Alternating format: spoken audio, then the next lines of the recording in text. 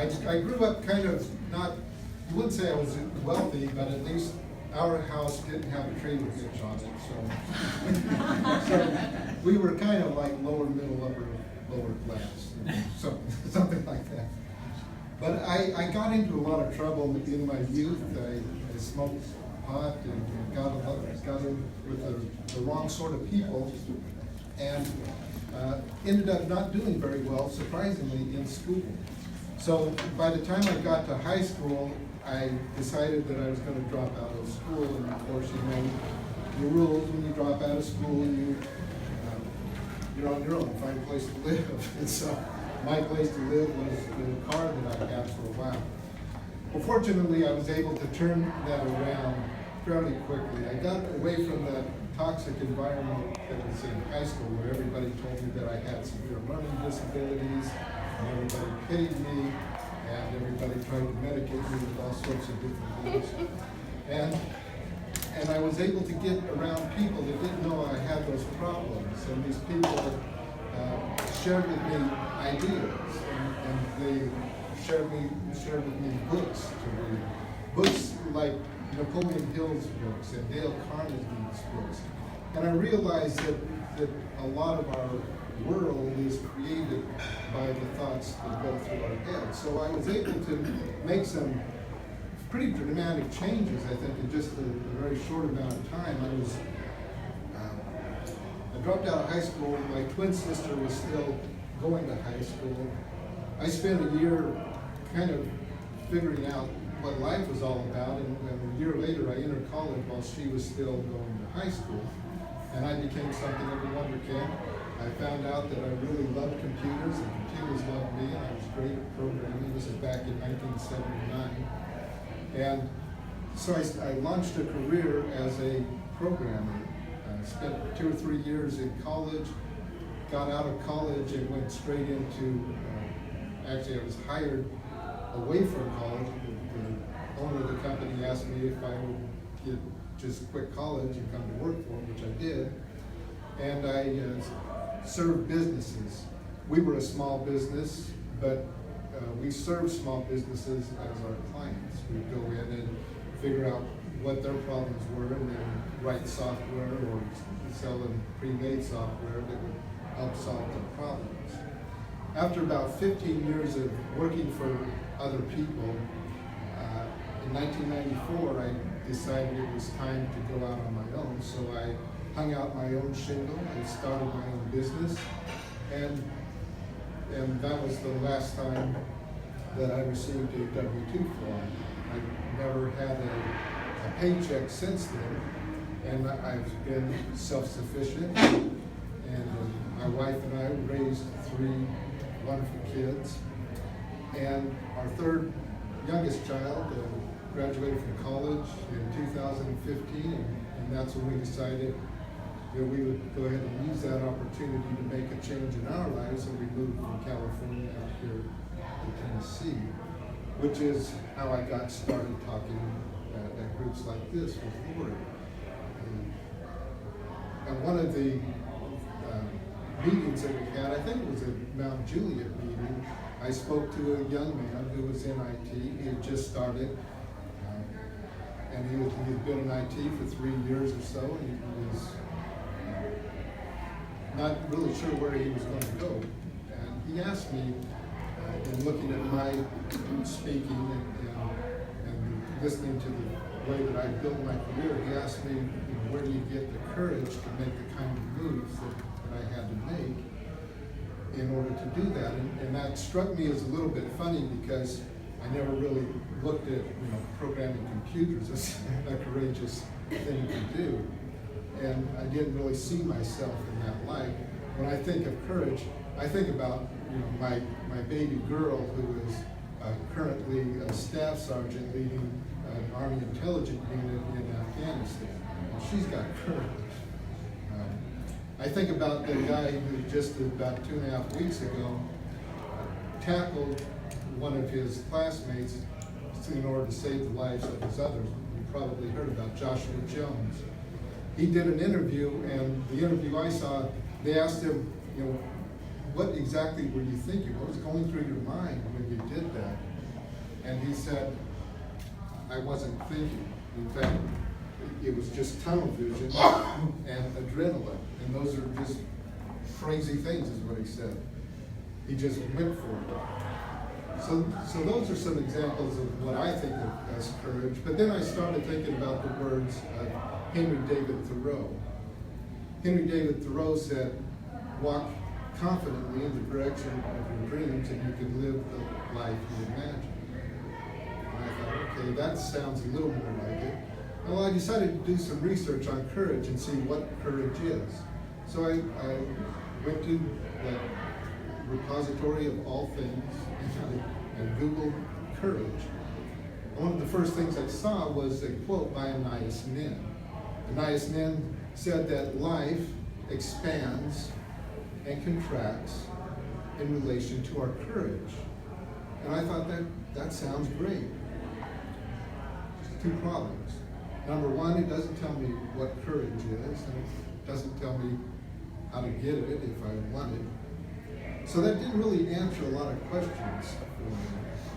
So I started thinking about it a little further, and I went to the dictionary and I looked at the word courage in the dictionary.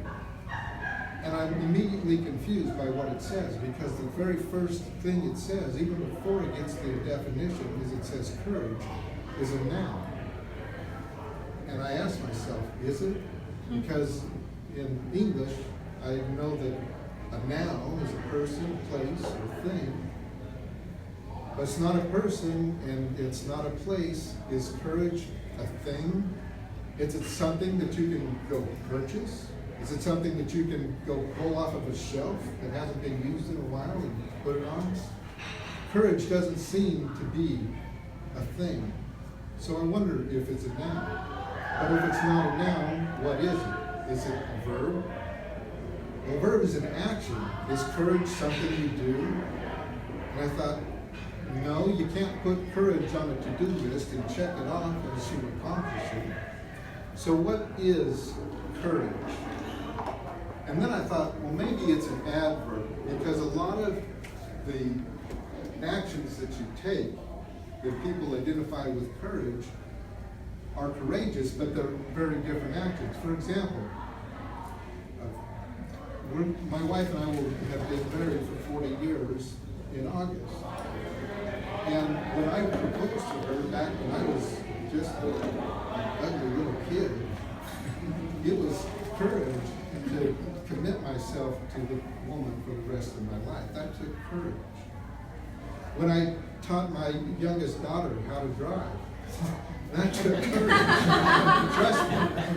So courage is something that is associated with verbs, but it's not a verb itself. And so then I reason that it has to be an adverb. It has to be something that you do with verbs. And if you add courage, or if courage gets added to a verb, then it makes that action much more meaningful and much more real. So I still faced with the question, well, where does that come from? Where does that courage come from? And I realized that courage comes from commitment to a purpose. If you're committed to a purpose, then any action that you take towards that purpose is going to be seen by some people as courageous, but it may not be seen by you as courageous. You may just be doing what you feel committed to do. But other people will look at that action and say, that's courage. And that's what happened with that young man that I was talking to here. He said, what you've done is courageous, and I didn't really recognize it. I brought with me a story that I'd like to share with you. This is a letter that was written to me in September of last year. And I want you to see if you recognize this expanded idea of courage in the story that he tells. This is the idea that Henry David Thoreau said, that if you walk confidently or go confidently in the direction of your dreams, you can live the life you imagine. That, I think, expresses courage in a better way. This man writes, a few years ago, I was in London filming a TV series about magic and science. The flat that I was staying in was a charming one-bedroom on a quiet street just outside the city. There was a cafe and a used bookshop next door, and right around the corner there was a train station just a short walk away. It was a very lovely, picturesque English town. The show that I was working on was a science show cleverly disguised to look like a magic show. We created and performed incredible magic effects all over the world that were entirely made possible by science. In one episode, we used light and sound to create the illusion that water was levitating upwards.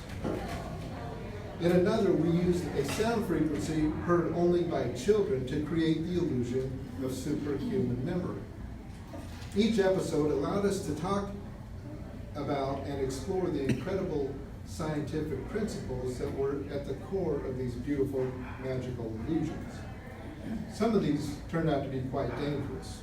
One night, I was startled awake by a phone call from one of my producers.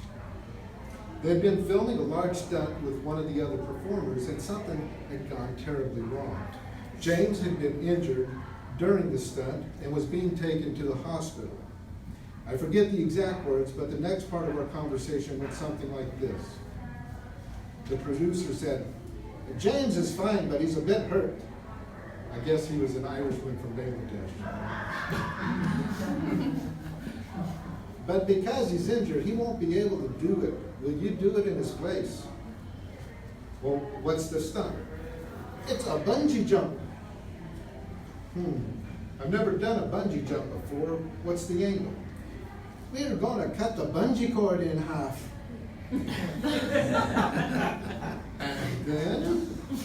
And then you jump with the cord cutting. "Yes." "And how do I also not end up in the hospital?" "A phone book."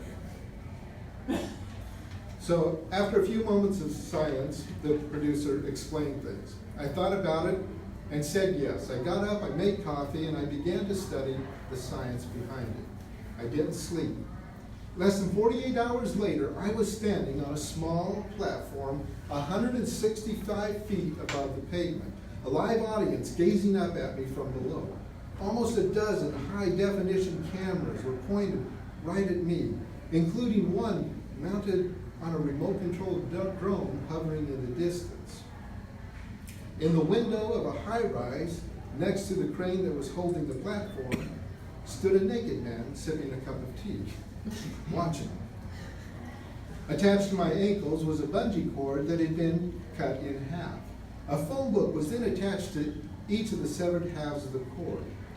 The pages of each book were then interwoven together, one page laid on top of the other, until the two phone books were spliced together. The science says that the friction of the pages touching each other theoretically should be enough to prevent them from separating. So the books should stick together and prevent me from falling to my death, theoretically. The crowd down below began to shout, 10, 9, 8, 7. As they counted down, I couldn't help but wonder, how the hell did I end up here? I've been interested in magic since I was a kid. My dad showed me my first magic trick, and I was hooked. When I was 16, I booked myself into a small theater. My dad helped me organize a large publicity stunt to promote it. I made it onto the front page of the newspaper. I sold out the theater, and I learned that I could have big dreams and big ambitions. But I could not only have big dreams and big ambitions, I could work to achieve them. My parents taught me how to play, but most importantly, they taught me to play with purpose. As my dad developed the tools and the systems that he now has in his book, he shared them with me. I was fortunate. Throughout my career, I've used various parts of his system to organize my play, to organize my life in order to accomplish things that I dreamt of as a kid. And ultimately, that's how I ended up hosting a Discovery Channel TV show doing insanely dangerous things. The naked man in the window was still watching, and I was shaking. The audience below was shouting, 6, 5, 4, 3. Loudspeakers amplified their shouts, and my heart skipped a beat. I looked out across the lights of London. The view was stunning, and I fell forward. Gravity pulled me down, and I lost my breath, but then I felt a gentle tug on my feet and a gradual slow in my fall, and I bounced upwards. The books held, the science worked, and the bungee jump was a success. Truly one of the most thrilling moments of my life. And he goes on with some more personal stuff. I have a confession to make. I was actually one of the characters in that story. You may not recognize me standing here with all my clothes on. No, seriously, I was the dad in that story, and that letter was written to me by my son in order for me to include it in the second edition of my book, The Achievement Protocol. And I think if you look through that, if you listen to that story and reflect on what he said, you'll see that he exemplified courage in a number of ways. And specifically, he did what Henry David Thoreau said. In walking confidently toward his dreams, he was able to live the life he imagined. I say that in the past tense. Let me clarify, he's not dead. He is still very much alive and very much a magician, working and living in California and entertaining people, thousands of people every year. So he's doing a great job living the life that he imagined. I would like you all to think about these things as I leave here. Courage is not a noun. If it's something you don't feel you have enough of, it's not something you need to go out and get. It's not a skill that you need to learn. Courage is actually a byproduct of having a commitment to a purpose. When you are committed to a purpose, then every action you take towards that purpose will be infused and imbued with what people will recognize as courage. And when you do that, you will be able to prove to yourself what Ralph Waldo Emerson said when he said, the world will open up and make way for the person that knows where they're going.